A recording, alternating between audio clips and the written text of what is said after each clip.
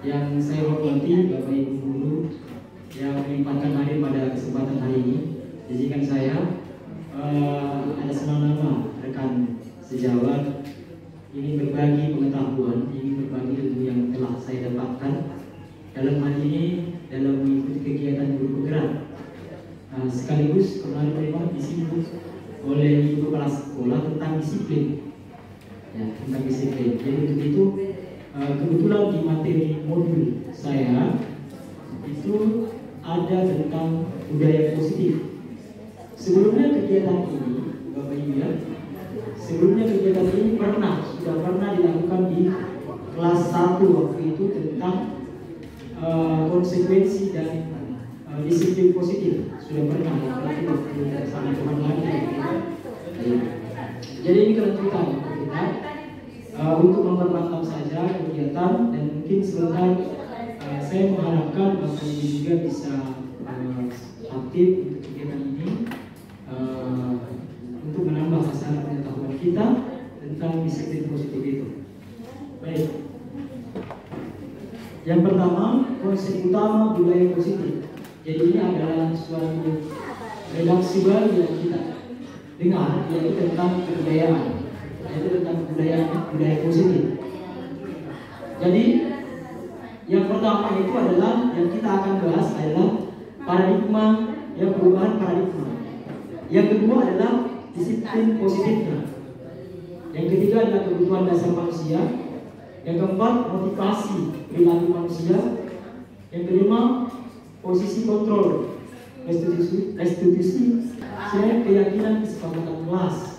Terakhir, ini alur-alur yang akan kita bersama sharing atau berbagi agar kita dapat mengembangkan perilaku positif kita dalam kelas insyaallah. Yang terakhir adalah segitiga restitusi. Ya, pembelajaran dengan paradigma baru. Kita ketahui sekarang ini kita sudah menuju yang namanya kurikulum merdeka, di mana kurikulum merdeka ini memberikan keluasan kepada siswa untuk mengembangkan minat bakat dari segi sosial, kultural ataupun ekonomi oleh siswa tersebut. Jadi dalam kurikulum merdeka yang nantinya mau tidak mau, suka tidak suka, kita akan menuju ke sini. Kita akan menuju menciptakan profil pelajar Pancasila. Jadi profil pelajar Pancasila yang akan kita harapkan kepada siswa itu yang pertama adalah beriman dan bertakwa serta berakhlak mulia. Kemudian yang kedua adalah berkepentingan global. Yang ketiga adalah bergotong royong, kreatif, beranalytis dan mandiri. Jadi hal-hal ini akan dicapai nantinya, ini mencapai pelajar-pelajar kita atau siswa-siswa kita nanti di kelas. Jadi paradigma baru itu pembelajaran dengan paradigma berkancing berdasarkan prinsip pembelajaran yang berdiferensiasi, sehingga setiap siswa belajar sesuai dengan kebutuhan dan tahap perkembangan untuk memberikan profil pelajar Pancasila.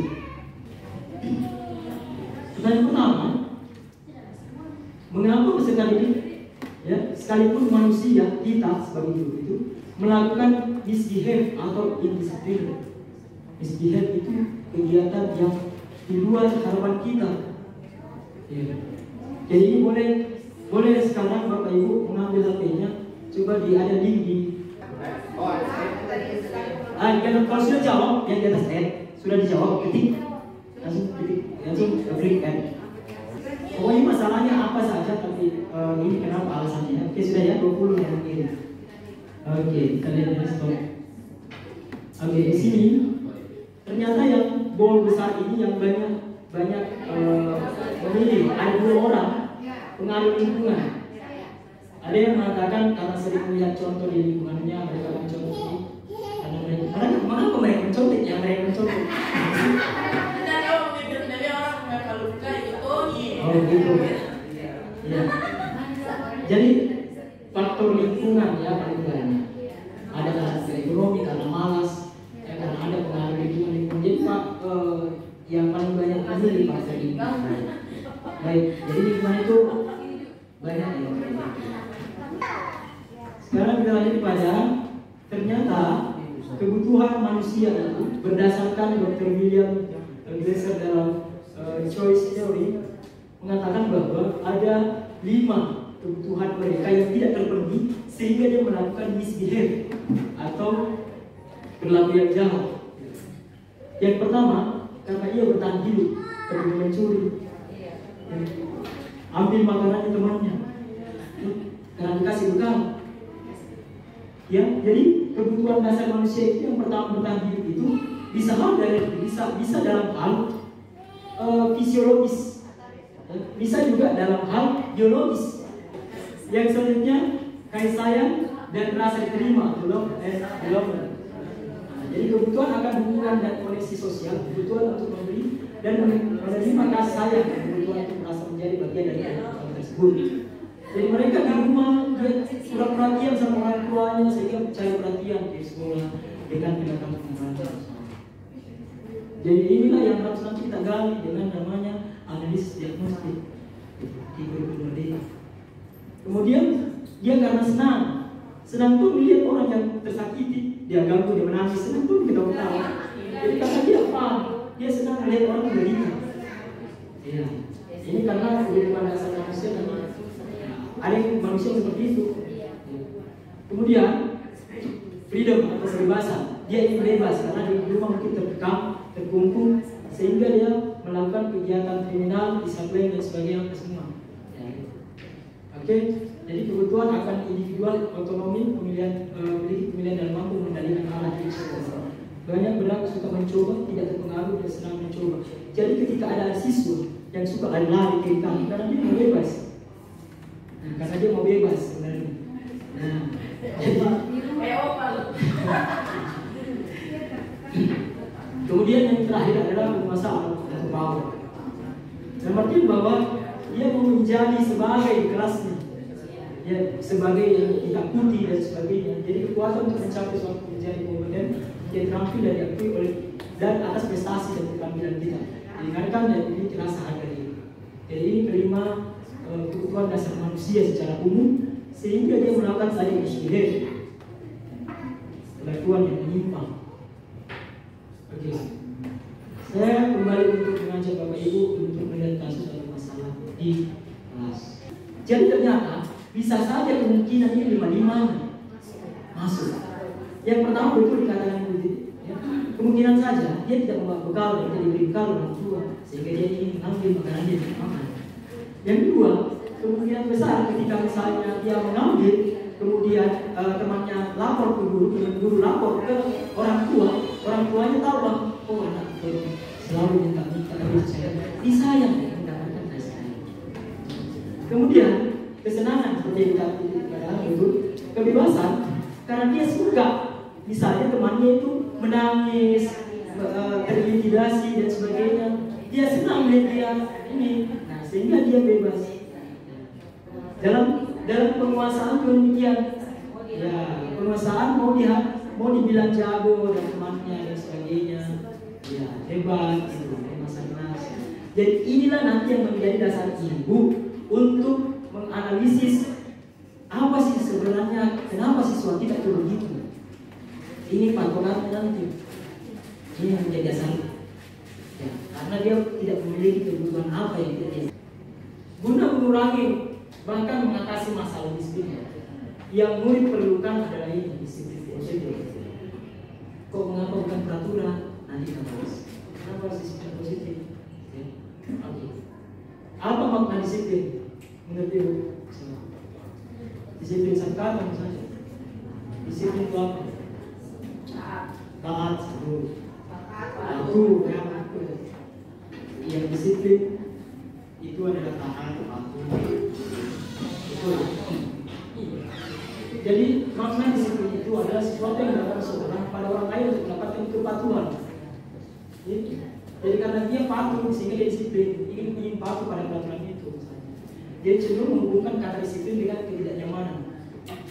Kemudian kita sebagai pendidik, ya, tujuan kita adalah menciptakan anak-anak yang memiliki disiplin ini sehingga mereka bisa bertindak dengan mengacu pada nilai profil pelajar Pancasila atau nilai-nilai kebajikan universal dan memiliki motivasi intrinsik bukan ekstrinsik. Yang mana intrinsik dan non ekstrinsik? Jadi misalnya ini, saya melakukan hal ini, memberikan reward penghargaan. Ketika kita mengambil penghargaan itu bagus sebenarnya, tapi apakah itu jangka panjang? Jangka panjang itu jangka pendek. Memberikan penghargaan, bintang, kasih bintang dan sebagainya. Itu jangka panjang, jangka pendek. Jangka pendek itu eksklusif, bukan di dalam hati, di dalam dirinya. Nah, dia melakukan itu. Jadi yang kita harapkan dia memiliki perilaku yang baik secara intrinsik, gitu. Bukan secara ini. Tapi untuk dari awal, untuk mengawali, tidak ada masalah kita awali. Tidak ada masalah. Disiplin positif merupakan salah satu cara, ini yang pengertiannya, membenarkan disiplin yang bertujuan untuk menanamkan nilai kebajikan dan menghargai diri sendiri atau membudayakan diri. Karena dia paham, dia tidak melakukan. Bukan karena dia melakukan karena ingin, karena nanti dihukum atau karena nanti diberikan hadiah, sehingga dia tidak melakukan. Gitu. Ya, tanpa ancaman hukuman ataupun imbalan lain. Ya. 3 motivasi perilaku manusia untuk melakukan disiplin. Kenapa manusia itu melakukan disiplin? Ya? Jadi motivasi merupakan dorongan timbul pada diri secara sadar ataupun tidak sadar untuk melakukan kebijakan dengan tujuan tertentu.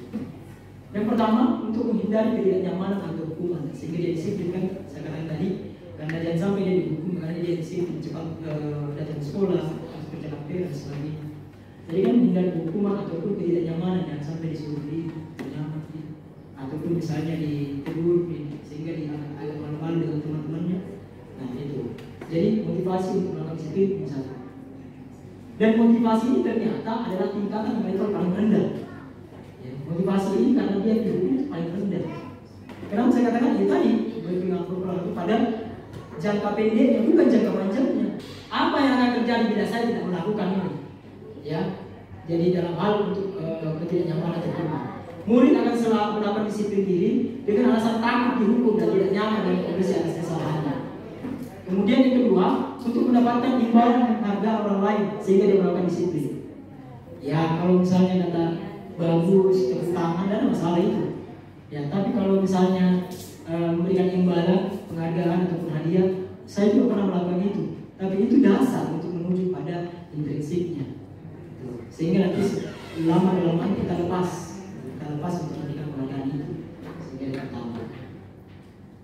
Oke, jadi tingkatan kedua dalam motivasi, orang motivasinya akan bertanya apa yang akan saya dapatkan apabila saya melakukan peraturan. Apakah saya imbalan, hasil penghargaan? Murid akan berlaku demikian dengan alasan mendapat imbalan atau penghargaan orang lain. Nah, yang paling tinggi levelnya motivasi perilaku ini yang kita harapkan. Yang ketiga adalah untuk menjadi orang yang mereka inginkan dan menghargai diri sendiri. Saya ini memang orangnya disiplin, suka cepat datang ke sekolah. Dia hargai diri sendiri. Ini kita harapkan. Oke. Orang dengan motivasi ini akan bertanya dan menjadi orang yang seperti apa apabila saya melakukannya.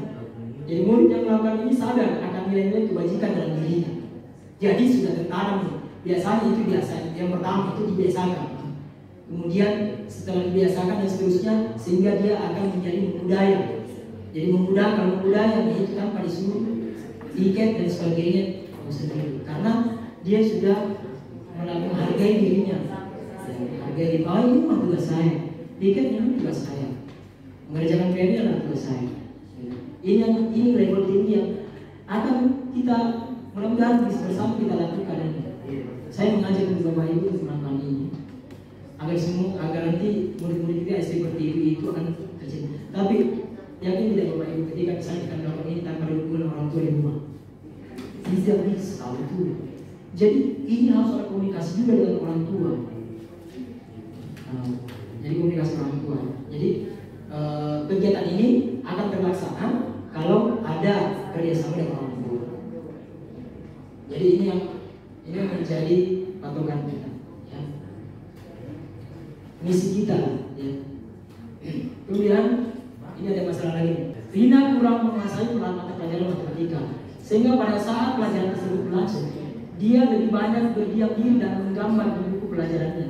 Pada saat guru matematikanya Pak Amir menanyakan pertanyaan, Rina menjadi gugup dan tak sengaja menjatuhkan tasnya dari kursi, serta tiba-tiba menjadi gagap pada saat berupaya menjawab. Seluruh kelas pun tertawa melihat perilaku Rina yang berbicara dan gagap dan terkejut.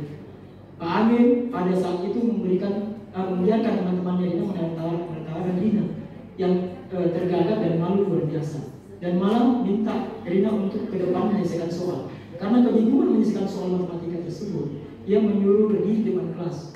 Ya, kelas makin gaduh dan tertawa dan Rina.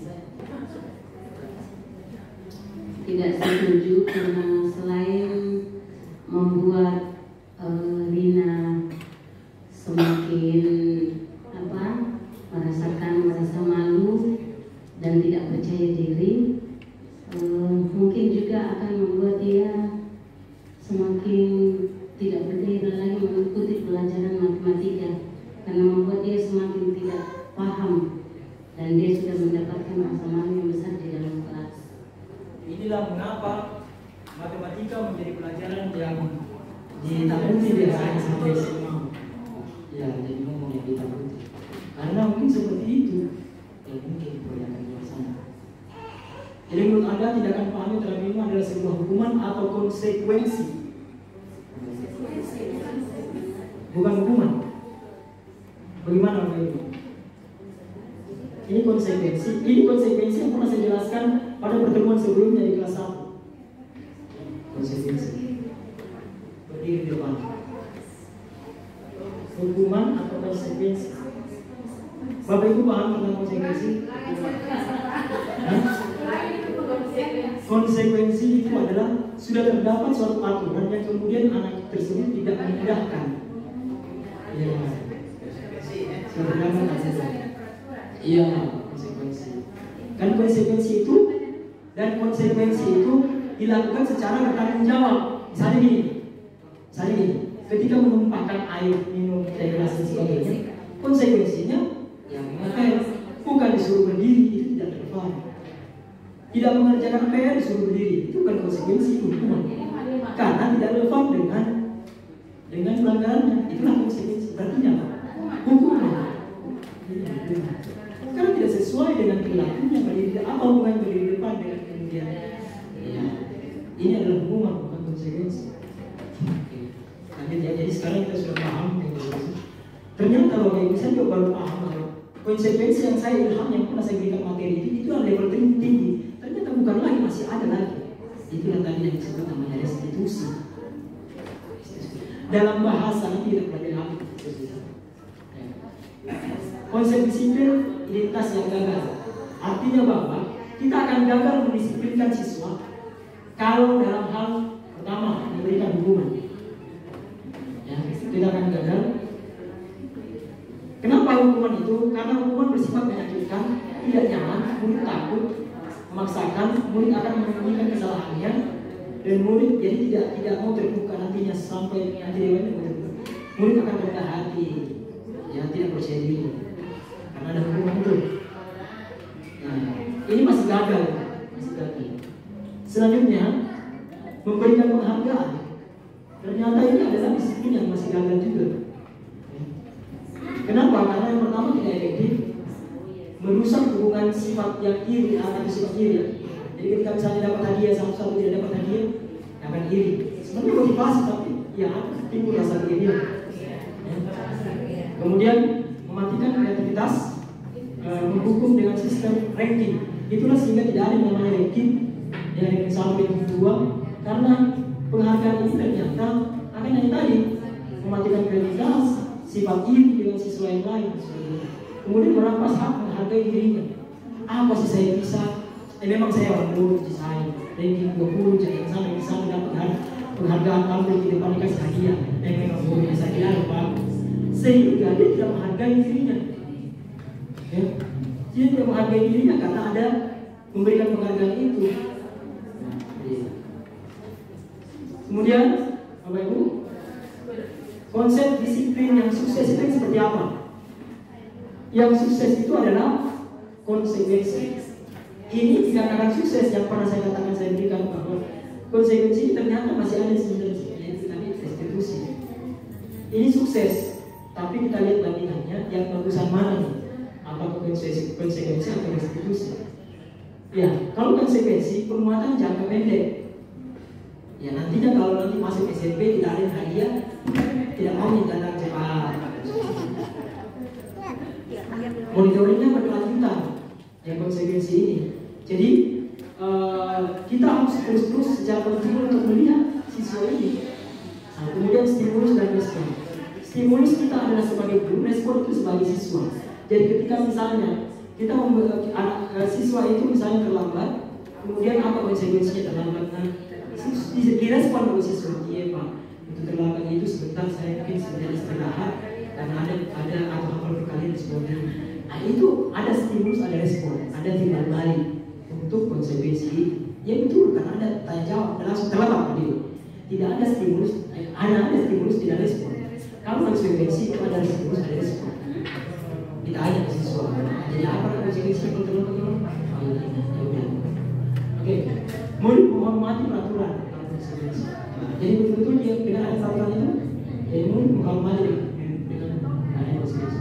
Kemudian di dalam waktu merenung ke kesalahan. Dengan ada konsekuensi ini, dia akan tidak memiliki alasan kenapa saya berbuat demikian. Nah, yang ini yang akan kita coba. Saya terus demikian akan terus mencoba yang namanya ini restitusi. Memang agak berat, sebentar saya sampaikan gimana arti beratnya restitusi. Nah, di restitusi itu siswa akan bertanggung jawab untuk perilakunya sendiri. Yang kedua, fokus pada pemecahan masalah jangka panjang. Yang ketiga, menghormati dirinya dan orang lain. Yang ketiga, teori kontrol, dirinya memegang kendali. Jadi walaupun dia misalnya tidak disuruh mengambil itu yang jangka lagi, jadi sebenarnya otomatis kendali pada dirinya. Jadi dia kendali pada dirinya, otomatis dia kontrol dirinya sendiri. Jadi kita tidak perlu capek-capek lagi teriak-teriak dan sebagainya. Tapi yakin itu perlu proses, tidak ada yang tidak perlu proses dan perlu kerjasama semua pihak. Guru kelas 1, kelas 2, kelas 2, kelas 3. Jangan sampai kelas 1 begini, kelas 2 begini. Ayo tidak bisa. Kelas 2 longgar lagi. Sampai di kelas 3 tidak melakukan lagi restitusi. Nah, itu. Jadi semua kita harus kerjasama sebenarnya di kelas 1 sampai kelas 6 dengan memberikan. Nah, nanti kita kalau bisa kita diberikan waktu oleh ibu kelas. Kita merancang itu kegiatan restitusinya ataupun peraturan-peraturan. Kita rancang dan kita sepakat dari kelas 1 dan kelas 6 lakukan itu. Semua kemudian semangat memperbaiki kesalahannya. Dengan ada restitusi ini, dia bersemangat untuk memperbaiki kesalahan. Ya. Kemudian konsep disiplin pendekatan restitusi. Sebuah cara menanamkan disiplin positif ini pengertiannya. Apa itu restitusi? Jadi restitusi adalah proses menciptakan kondisi bagi murid untuk memperbaiki kesalahannya, sehingga mereka bisa kembali pada kelompok mereka dengan karakter yang kuat, karakter profil belajar Pancasila. Kemudian ciri-ciri restitusi seperti apa? 1. Bukan menebus kesalahan, namun belajar dari kesalahan. Jadi artinya bahwa kalau misalnya dia terus kesalahannya, dia biasanya menebus kesalahannya karena ditegur, sehingga dia menebus kesalahannya, bertanggung jawab. Tapi dia belajar dari kesalahan itu sehingga nantinya dia tidak lagi seperti itu. Kemudian memperbaiki hubungan. Untuk ciri hubungan siapa? Ya guru dengan siswa, siswa dengan siswa dan sebagainya. Karena apa? Restitusi nanti dilakukan secara pendekatan, bukan intimidasi, secara verbal ataupun secara fisik. Kemudian tawaran bukan paksaan. Jadi tawaran bukan paksaan. Kemudian menuntut untuk melihat ke dalam dirinya, menyadari dalam dirinya. Kemudian mencari kebutuhan dasar yang mendasari tindakannya. Tadi kebutuhan itu, mengapa dia tidak mengambil lokalnya? Cari kebutuhan dasar apa yang dia inginkan sebenarnya. Kemudian fokus pada karakter, bukan tindakan. Jadi jangan tindakan, tapi karakternya yang akan kita perbaiki. Kemudian menguatkan dan fokus pada solusi, rencana tindak lanjutnya. Oke. Nah, contoh kasus lagi, siswa sering tidak mengerjakan PR. Yang pertama, hukuman. Ini guru menghukum siswa tersebut dengan hormat bendera selama 10 menit. Ini jangan 10 menit. Guru menyuruh berdiri di belakang atau belakang kelas, di depan ruang kelas. Ini kan guru misalnya. DPR dia bilang, dia cuma dulu saya. Guru marah dan murid menjadi takut dengan adanya hukuman ini. Ya. Ini perbedaan ketika misalnya dia mengerjakan tidak benar. Kemudian konsekuensi yang kita anggap ini masih sudah baik, ya. Ternyata di sisi lemahnya, ya kan, tadi penghargaan sebagainya. Ini guru memberikan konsekuensi untuk mengerjakan PR-nya saat istirahat untuk menggantikan, karena dia tidak capek, kan? Jangan istirahat sebentar.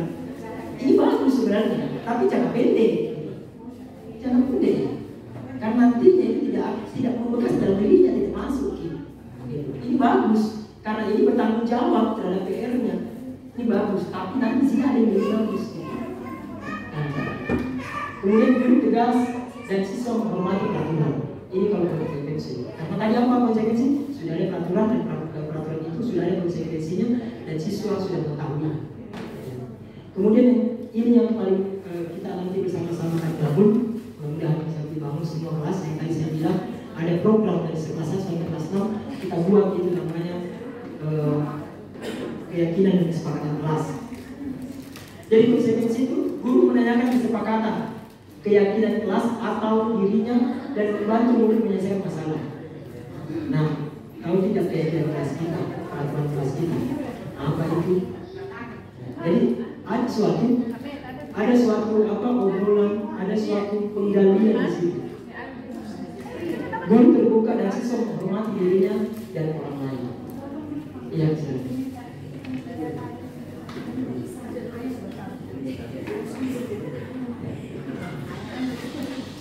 Ya, selanjutnya 5 posisi kontrol.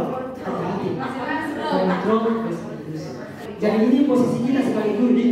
Pertama, kita biasa sebagai pemimpin. Ya. Kita biasa sebagai pembuat rasa bersalah.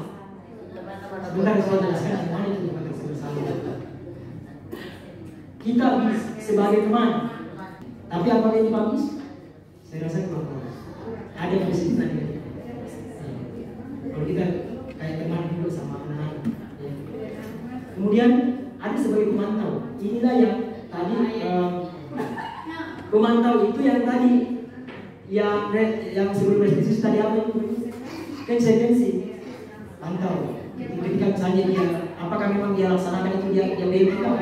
Itu pemantau. Nah di sini tingkatan ini tadi konsekuensi pemantau. Nah ini yang kalau saya sih di tahap ini pantau. Saya belum masuk ke tingkat yang tinggi yaitu manajer. Ini nanti bersama-sama. Manajer ini sudah tingkatan tadi restitusi. Iya betul. Ya. Jadi pemantau itu masih selalu pantau gitu kegiatannya, apakah itu diganggu sampai tadi dan sebagainya. Ya.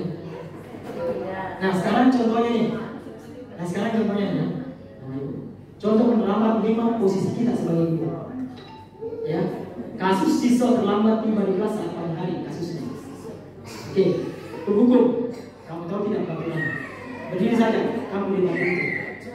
Ini kalimat. Terlambat berdiri saja. Ini kalimat yang sebagai penghukum. Nah, pembuat rasa bersalah.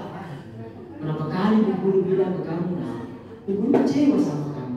Kamu tidak kasihan sama bu guru. Ibu capek nasihat. Jadi dia merasa ibu maaf kamu. Jadi merasa bersalah. Apakah ini jaga macam? Tidak. Kemarin itu. Nah kasih begitu jangan terlambat lagi. Pasti dia terlambat kan? Kenapa nah? Ini harus ini. Nah ini kan membuat rasa bersalah. Membuat siswa merasa bersalah. Ini levelnya masih rendah. Kalau dikatakan notes dia masih notes. Belum kepada notes dan notes. Masih level rendah. Karena dia masih akan lakukan yang terbaik sebelum kita tanya kita tanya. Kemudian kalau kita sebagai teman, ayo Rana, jangan terlambat lagi. Buat ibu guru bangga, yang baik, bangga baik tidak apa-apa, kamu salah, tidak apa-apa, kamu salah. Jadi teman, duduk lagi. Teman. Ayo Rana, jangan terlambat lagi ya, baik, duduk lagi. Ini teman. Tidak ada suatu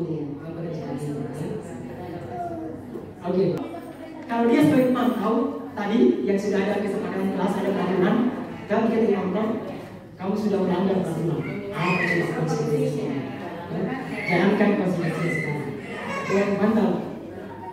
Tapi ini masih jangka pendek. Jadi sekarang tadi, nanti selepas dia seperti ini, dia akan jelaskan. Nah, kita harus jadi manajer ini. Manajer. Apakah kamu tahu kesalahan? Nah, ini kan tidak dengan kesepakatan atau keyakinan kelas kita. Bagaimana kamu akan memperbaiki kesalahan ini? Apa solusinya? Coba Pak Guru bantu, Pak Guru bantu. Iya, saya terlambat tadi karena Bapak sama sekali mana itu. Lama di mana, macam juga di saya negara misalnya. Coba apa solusinya? Mengapa harus kesepakatan atau keyakinan kelas? Kenapa bukan peraturan kelas? Jadi kenapa kita memiliki peraturan tentang penggunaan helm pada saat mengendarai motor? Coba, mengapa kita memiliki peraturan harus menggunakan helm? Ya sekarang boleh. Mengapa? Selamatan. Ingat, bukan karena mau ditilang. Karena kalau mau ditilang, ujung-ujungnya ke berhukum kan? Karena keselamatan. Kalau Pak Rudi mengatakan keselamatan sudah ada dalam dirinya, sudah masuk intrinsik namanya, intrinsik. Jadi kalau kita menjawab keselamatan, berarti Pak Rudi sudah melakukan Indonesia supaya selamat. Nah ini kita harapkan, bukan karena jangan sampai tilang, karena itu masuk kepada berhukum. Gitu. Kemudian, mengapa kita memiliki peraturan tentang penggunaan masker pada saat COVID dan kita apa? Kesehatan. Ketika Bapak Ibu mengatakan kesehatan sudah intrinsik, mudah-mudahan, ya sudah intrinsik ya. Tapi kalau kita mengatakan bahwa karena ada peraturan pemerintah yang terkait masker, itu baru berhukum, bukan intrinsik, ekstrinsik. Gitu. Nah, oke.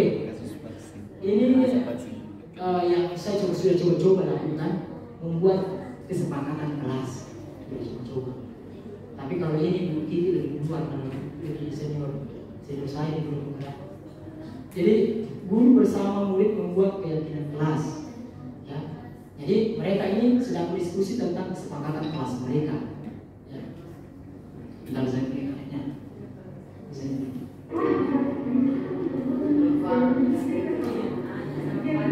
Jadi secara berkelompok mereka berdiskusi apa kesepakatan kelas kita ya. Misalnya dana tepat waktu dan sebagainya. Ya itu mereka buat, bukan kita. Jadi kita cuma menyimpulkan, memperbaiki, dan kemudian komunikasikan kembali. Yang kedua, merumuskan kesepakatan kelas agar menjadi keyakinan kelas. Ini saya bimbing. Ini tidak begini, nah jangan bilang tidak boleh menyontek kan? Boleh, misalnya harus jujur dalam jangan katakan. Jadi harus dibimbing juga, jangan mereka dibiarkan, tapi harus dibimbing untuk redaksi katanya. Jangan katakan tidak boleh menyontek dan sebagainya, ya, atau tidak boleh berkelahi. Harusnya mengatakan, jadi kata tidak boleh itu sebenarnya dalam bahasa Indonesia itu memang harus dihindari dalam dunia pendidikan. Tidak boleh itu sudah tertanam dalam mindset itu akan dilakukan. Tidak boleh merokok, tidak boleh balap-balap. Bisa coba, apa gimana balap-balap saya ini? Karena kata tidak boleh itu akan memancing untuk melakukan itu. Ya jangan mengatakan tidak boleh. Kemudian menempelkan keyakinan kelas ini, mereka tempelkan di pakai stick note, kemudian mereka presentasikan. Ya. Inilah contoh keyakinan kelas di kelas saya. Datang sebelum waktu yang ditentukan, membantu sama teman kamu kita bisa saling menghargai dan berlaku sopan, mengucapkan salam bila masuk ruangan, senantiasa memperhatikan guru dan aktif menjawab serta bertanya, kemudian menyelesaikan tugas dan PR tepat waktu, aktif berdiskusi dalam kelompok, sholat dengan khusyuk dan tepat waktu, kemudian menjaga pelaksanaan kebersihan dengan pelaksanaan tiga dan bertanggung jawab, menggunakan pakaian rapi dan lengkap, dan terakhir mengumpulkan HP hanya digunakan jika diizinkan bukan sekolah. Ini yang buat siswa itu, tapi dengan kalimatnya saya buatkan dengan yang bisa yang bagus gitu, dengan kalimatnya sendiri masing-masing, sehingga mereka tahu saya berikan masing-masing. Kemudian ini tempel, yang tempel di mata atau maupun di terserah, dan juga tempel di kelas. Oke. sudah hampir semua. Kemudian bagaimana pembentukan keyakinan kelas itu? Yang pertama akan lebih abstrak dari peraturan. Abstrak itu ya langsung dilihat, langsung kelihatan. Kalau peraturan hanya biasa terpampang, dan kemudian akan menghasilkan hukuman kalau peraturan. Kemudian berupa pernyataan universal. Ya.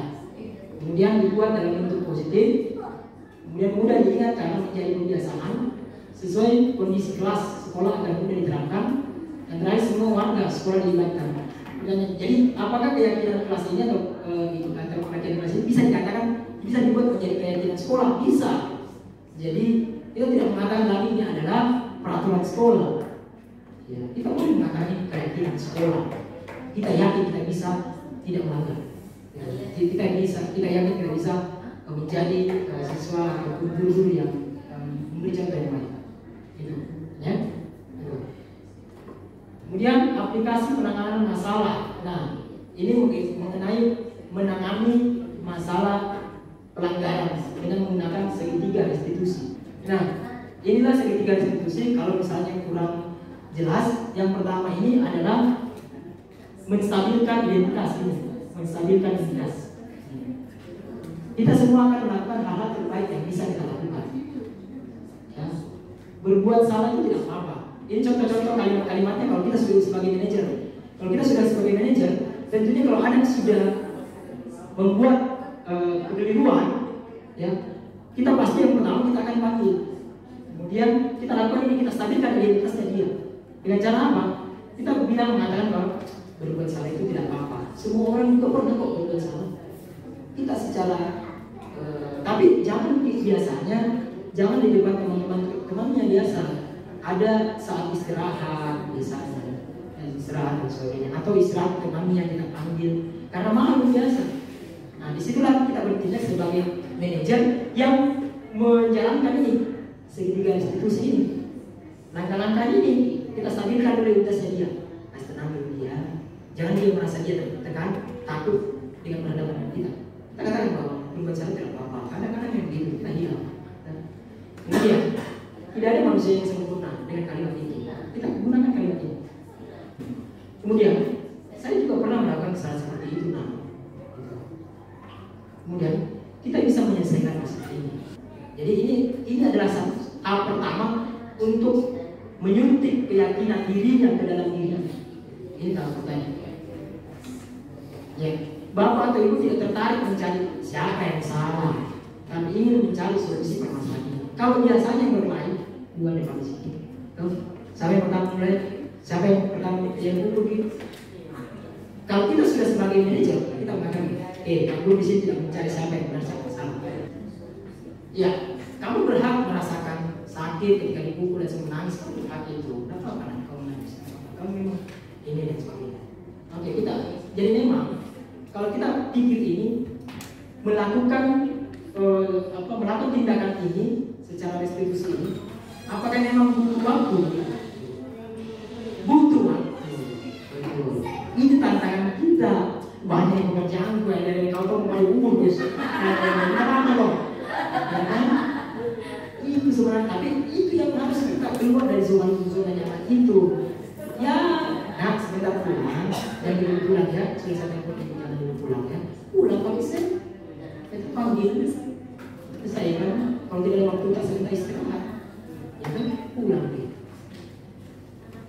Kemudian tahap kedua setelah dia stabil, sudah berhenti emosi, marahnya dan sebagainya, dia berkelahi. Kita validasi tindakan yang salah.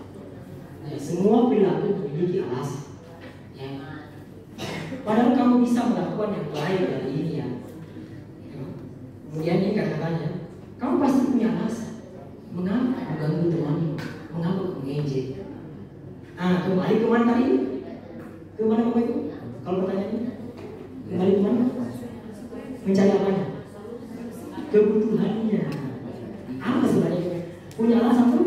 Iya bu, karena saya tidak diberikan bekal. Berarti ini kebutuhan Anda dari fisiologisnya, ya kebutuhan hidupnya. Kemudian kamu boleh mempertahankan sikap itu, tapi kamu harus menambahkan sikap yang baru. Nah, Ini yang ketiga, pikiran kita.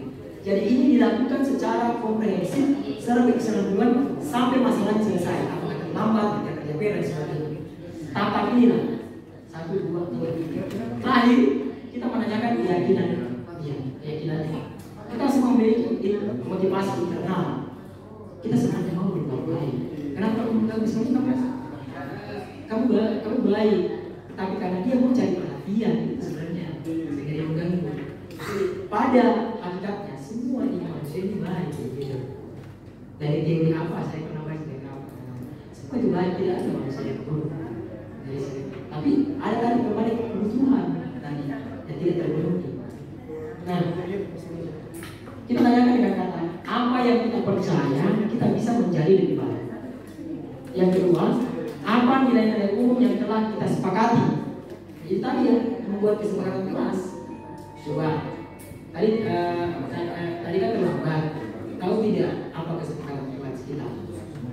Oh iya tahu sebenarnya. Abelna harus datang tepat waktu sebelum pelajaran dimulai. Oh iya sudah tahu.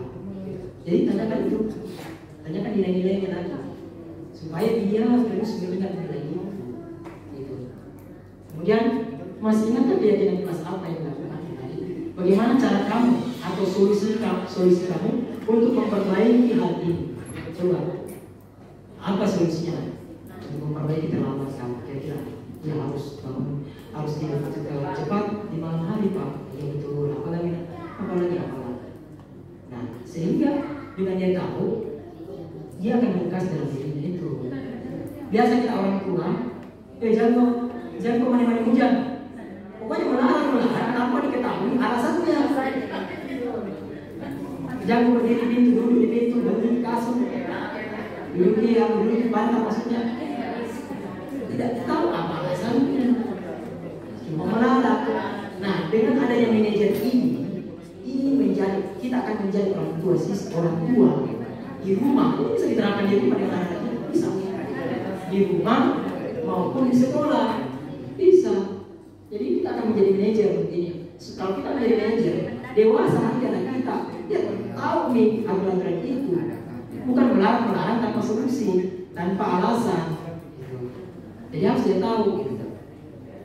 Nah, tayangan kebetulan nih Bapak Ibu, saya akan menayangkan skenario ya. Skenario berarti disetting. Tapi siswa yang saya ambil ini adalah siswa yang memang betul-betul terlambat, selalu terlambat.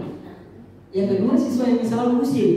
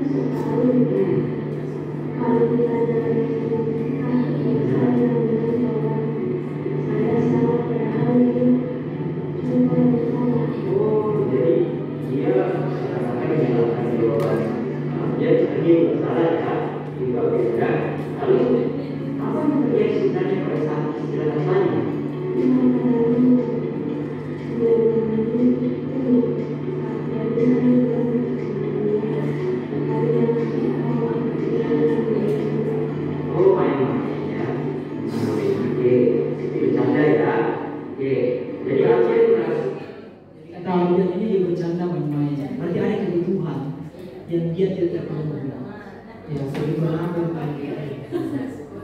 ya kayaknya mau berteman berbiasa. Nah itu merupakan bercanda sama Cesa dan mungkin ada bahasanya menyakiti Cesa karena dia kadang mengatakan jawaban Alien itu salah itu di matematika gitu ya.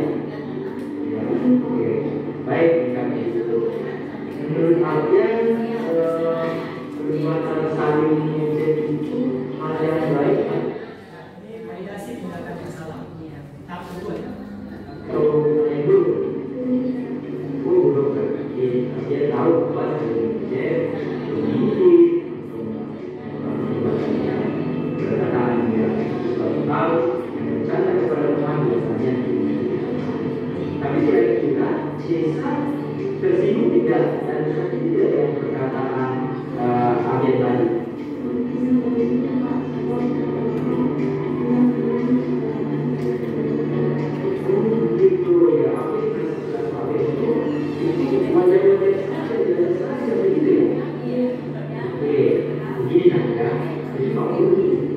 Mereka bercanda dengan orang lain, ya. Aku tidak mau bercanda, kamu kenapa orang lain tersinggung, gitu. Jadi kita menganggap dia hal yang biasa saja, tidak disengaja. Baik, ini berbuat salah itu atau itu wajar. Kita kan manusia biasa, kita kadang berbuat salah. Gimana?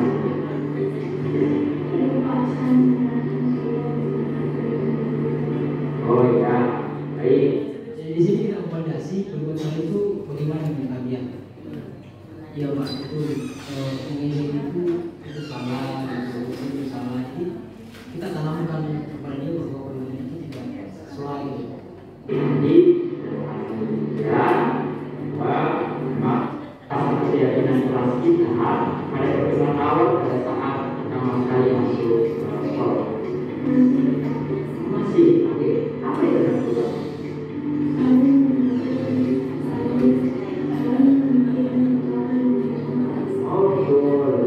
Jadi ini kita tanyakan keyakinan kelas, tahu tidak keyakinan kelas? Ya masih kan Pak tentang kita harus bicara soal menghargai sama teman.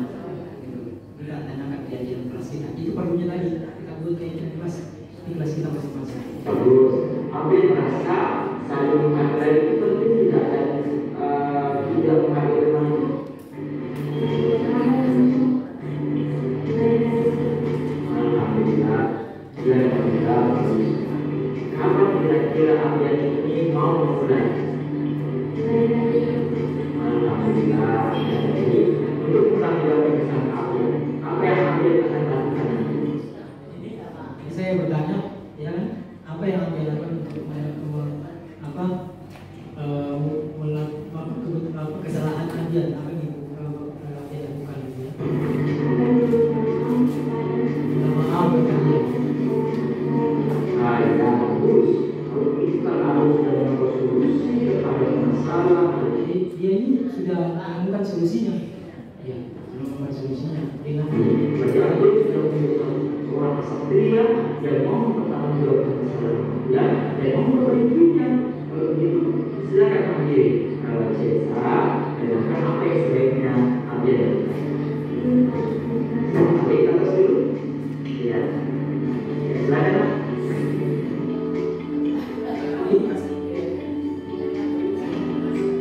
ini kasus kedua. Anissa memang ini terlambat. Rumahnya itu diantar. Adik-adiknya kelas 1 kalau salah. Jadi Anissa ini adalah seorang siswa yang kadang terlambat di sekolah 10 sampai 20 menit pelajaran kadang mulai berbeda jam. Ya. Kemudian dengan kondisi yang nampak lelah, jadi tapi bagusnya dia walaupun terlambat dia tetap mau datang ke sekolah.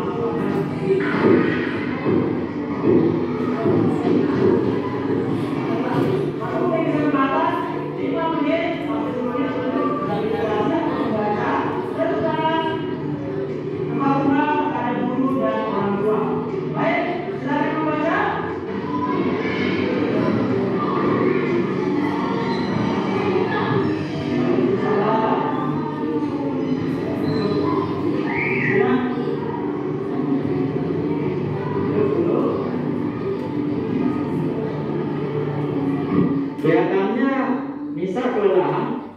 Kenapa? Iya Pak, soalnya tadi berlari dari pagar naik tangga sampai ke kelas.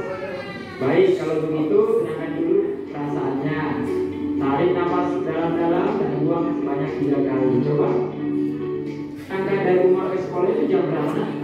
Jam 15. Betul, sekarang ini sudah 7.35. Tahu tidak sekolah kita mulai pembelajaran itu jam berapa?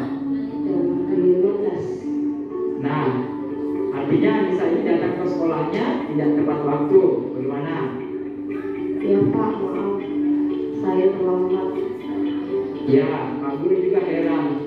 Dari sebelumnya Anissa tepat waktu ke sekolah. Namun pada hari ini Pak Guru itu salut sebab Anissa itu sudah mau datang ke sekolah walaupun terlambat daripada tidak sama sekali ke sekolah.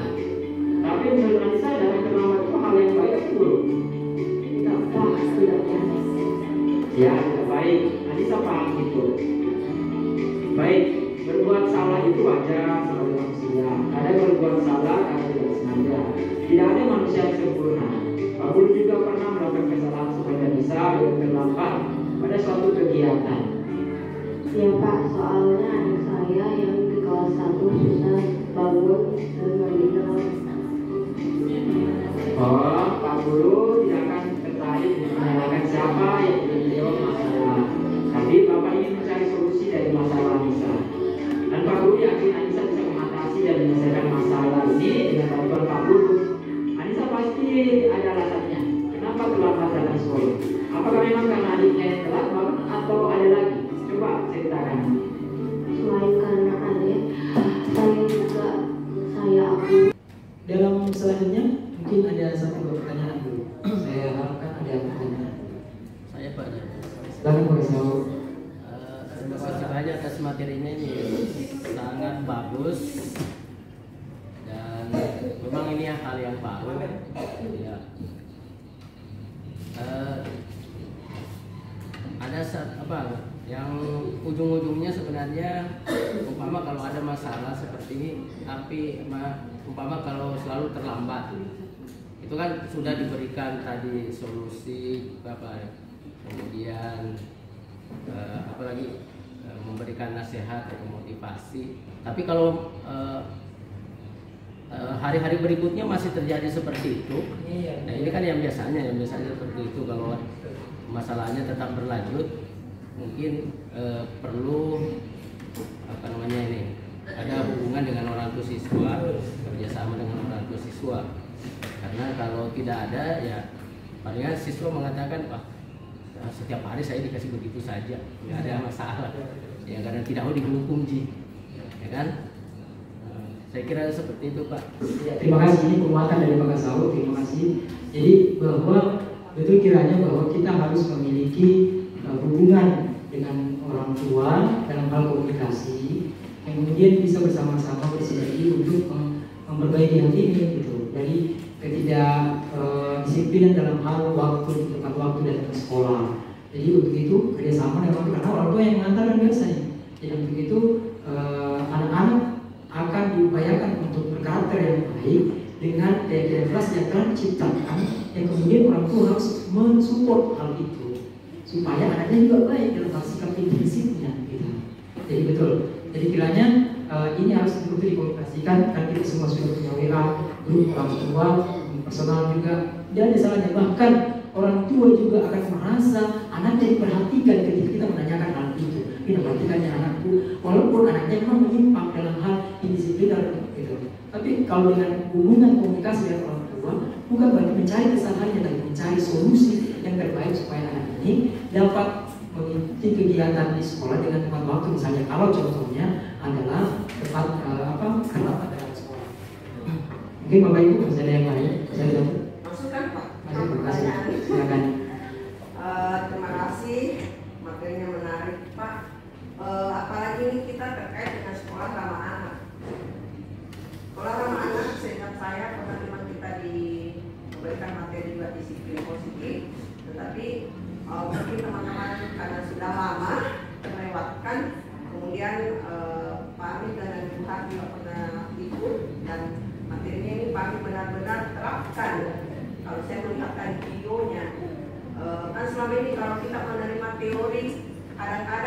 teori itu tidak kita praktekkan. Nah, kalau kami saya lihat, kalau melihat itu tadi runtutan kegiatan tak mulai dari bagaimana memberikan anak-anak mengajak anak-anak membuat sendiri aturan-aturan di kelas. Kalau dulu kan istilahnya hanya tata tertib sekolah, tata tertib kelas. Yang buat itu sekolah sama guru. Anak-anak tidak dilibatkan. Nah, dengan pelibatan anak kemarin tadi itu sangat membuat anak merasa memiliki. Oh, saya sendiri yang buat, saya sendiri yang berangkat. Itu satu bentuk penguatan untuk mereka merasa saya yang buat, masa saya yang melanggar. Jadi pertama betul-betul menjadi motivasi untuk dirinya. Nah, kalau terkait dengan kasus yang diutarakan tadi Pak Kasau, ya memang tidak bisa dipungkiri dalam setiap aturan tidak pernah ada 100%. Tetapi kita akan mencapai keberhasilan bila itu sudah di atas 85%, sesuatu bisa. Artinya kalau dulu-dulunya hampir 1/2 terlambat, sekarang mungkin tinggal 1/2. Itu pun dia menyadari bahwa terlambatnya dia rugi. Bukan sehingga mungkin suatu hari bisa benar-benar 100% meskipun itu setelah mungkin dikomunikasikan dengan orang tua. Nah, berkomunikasi juga dengan orang tua itu penting dibangun sehingga anak-anak misalnya katakanlah hari ini tidak masuk karena sakit, besok masuk langsung disapa, bisa makin nak. Pas itu sampai di rumahnya dia bilang, tanya kak tadi guruku, kalau mama mengatakan nak masuk ke tadi, apa dikata guru? Tidak di mama, saya dulu dengan teman-teman guru lewat tidak bilang. Nah, kalau kita semua alhamdulillah semua kita belajar kan, artinya merasa bahwa memang gurunya merasa kehilangan ketika dia tidak ada. Seperti itu. Jadi Bapak dan Ibu, saya sangat berterima kasih dengan materi hari ini. Mudah-mudahan semua kelas bisa melakukan. Sehingga benar-benar kita menjadi sekolah anak-anak yang bukan hanya teori, dipraktikkan, dipakai ini teori-teori ramah anak. Disiplin positif ini. Demikian dari saya Pak. Ya, terima kasih Bu Kepala Assalamualaikum. Jadi harus menjadi program harapan kita di sekolah. Saya di sekolah kita dalam instansi ini tidak menuju pada sekolah anak-anak yang lebih baik lagi dengan cara satu ini yaitu tadi mengisi di sekolah yang disediakan bersama biasanya itu dilakukan di kelas 1, kelas 5, biasanya kelas 1 sudah bagus dibanding maksudnya. Nah kelas 2 lalai lagi Bu. Nah kelas jadi sehingga dampaknya itu pada biasanya dibandingkan guru. Padahal ini kan semua itu sama. Kalau sudah untuk itu dengan adanya ini dan pasti bisa nanti akan melakukan dengan satu bersama. Harapannya ada semua guru sama. Walau sebenarnya kita di sekolah permakanan biasanya usul kita kalau memang kita tampakkan sebagai kelas itu punya kesepakatan ataupun keyakinan kelas yang ditempe dan dibuat yang divideokan kayak tadi dipublikasikan semua kita dibagikan kemudian kita yang buat biasanya kita ada kelas itu yang saya guru sekolah guru seperti orang tua sama guru sekolah saya sudah sertifikasi sehingga itu tadi saya